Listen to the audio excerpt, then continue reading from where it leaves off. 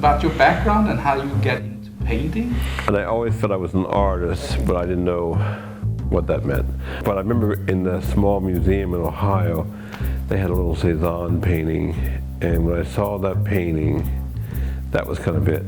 I saw that painting and it kind of like stuck with me, and I just somehow knew I wanted to do that. I wanted to paint. I think there are many people that feel that they want to become artists. Maybe not everybody is an artist. Right. Were you ever sure that you were an artist? I was always sure I was an artist, but I didn't know exactly what that meant. You know, a lot of times I think artists are just born artists. You know, you're just born an artist, and that's that. Somehow, you know, painting's such more of a mental game that I just knew I really wanted to go into painting. You know, it wasn't like sculpture or anything else. I just knew painting was, I was a painter. You know, I was a painter. Somehow when I paint, that's like home. How do you find your way into your own style? Some people find it very early. I know the subject matter. The big thing is what's your subject matter. I had a hard time realizing that color was my subject. You know, how to make color my subject. Studying, looking, reading, paying attention, and just I was a slow development. I realized I wanted to get more and more color into the painting, but so it's very hard.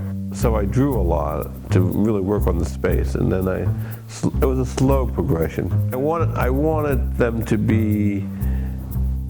look easy, and also to not be difficult to sort of see how they're done. So if there's magic in them, if you saw the paintings, then you'd say, I don't know what that is. You know, how could something so ordinary be so unusual? Music was always a big thing in my life, and always. The music's sort of in the paintings now. Now it's about really color, sound, and you know, getting the right rhythm in the work.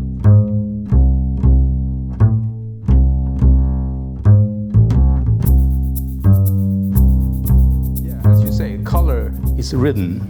Right. But when I look at your paintings, there's layers over layer over layer, with the same thing as music. Yeah. Do you find that as a correspondent? You have to make the color so that another color doesn't get away. One color doesn't get in the way of another color.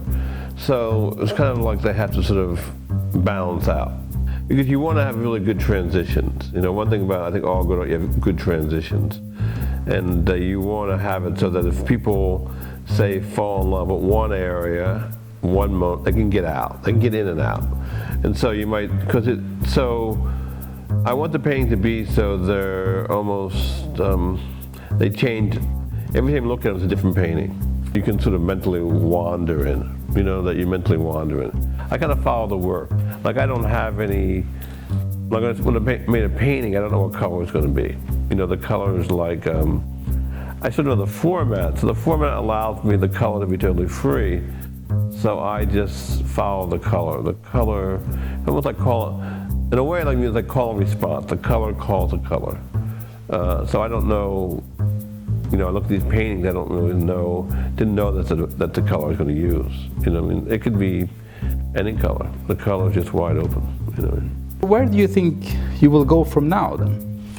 You know, my work changes really slowly. The work kind of always, it's funny with the work, because the work changes, but it doesn't change drastically, you know, from year to year. So a lot of things have changed, but you wouldn't know unless you put a painting, an older painting by a newer painting.